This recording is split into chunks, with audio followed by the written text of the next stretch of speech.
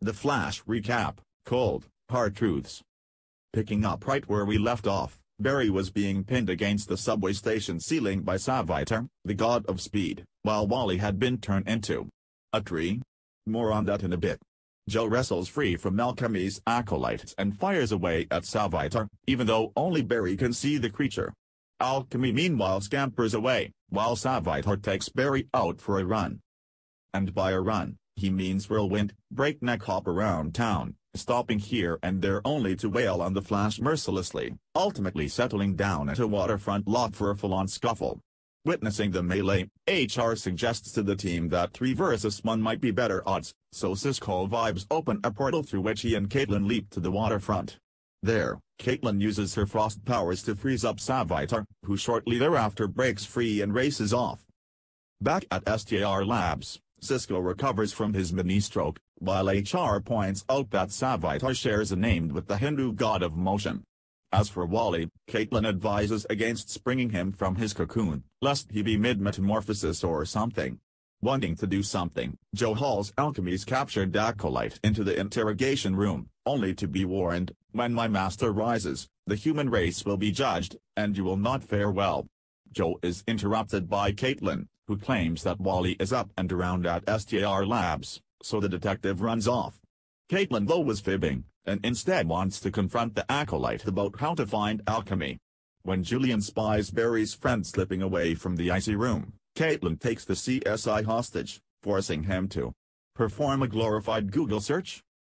Thanks to HR's idea to rip a page from the Captain Cold playbook, Cisco tracks down Caitlin, and Barry speeds off to stop her from giving Julian anything more than a nasty frostbite. After KOing Julian, purely for privacy reasons, Barry offers to help Caitlin.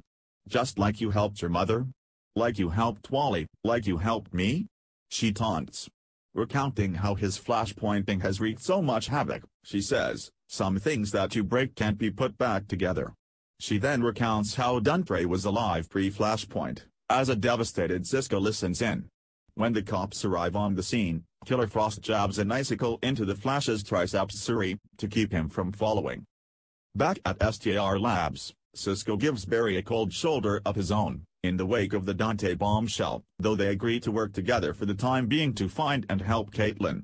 While Joe and HR team up to stake out one possible destination for Killer Frost, Cisco runs into her outside the other one, where she learns she is part of a glorious future with Savitar, and they get into a nice versus vibe fight. The Flash arrives/skids onto the scene, but manages to trip up Caitlin as well. That was cold, Flash, she purrs. But this is colder, and she lays a bone-chilling kiss on him.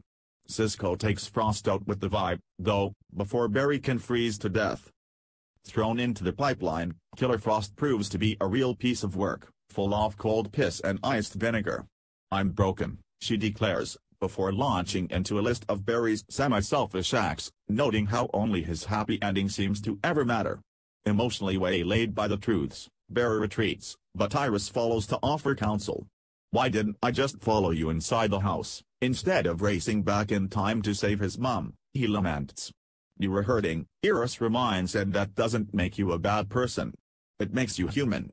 Besides, who is to say Caitlin didn't have latent powers back then, or that Dante wouldn't have been in a car accident anyway? Everyone needs the Flash right now, she says. So be strong, I know you are. Just then, alas, an anxious Joe gets the idea to saw his son free, and once the cocoon explodes, Wally speeds off.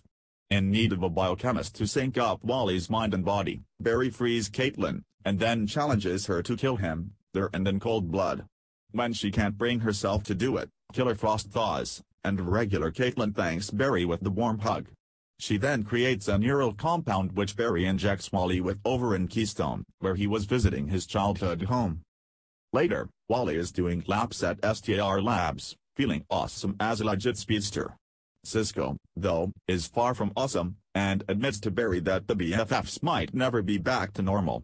When they get word that Julian has awoken at their hospital, Barry heads over to ask his boss not to name Caitlin as his attacker, insisting that being a meta isn't a binary, good or evil situation, that Caitlin is a good person. Julian agrees to keep Mom. But only if Barry resigns from the CCPD. After all, in the wake of the argument Barry just waged, your moral compass is broken, Julian contends. Someone with the sense of right or wrong as flippant as the weather has no place in law enforcement. Agreeing to the terms, Barry goes to pack up his office, while Iris and Joe protest. But if the past months have shown Barry anything, he says, it's that tied up everything to keep you all safe, Caitlin, Wally and Cisco included. Then, in the episode-ending tag, Julian is awoken in his hospital bed, really, 2 overnights for a concussion? By Savitar's voice. Only together can we bring about my return, the speed god says, as Julian returns to his lab and opens a drawer containing a certain robo mask. Become my servant once more. Become Alchemy.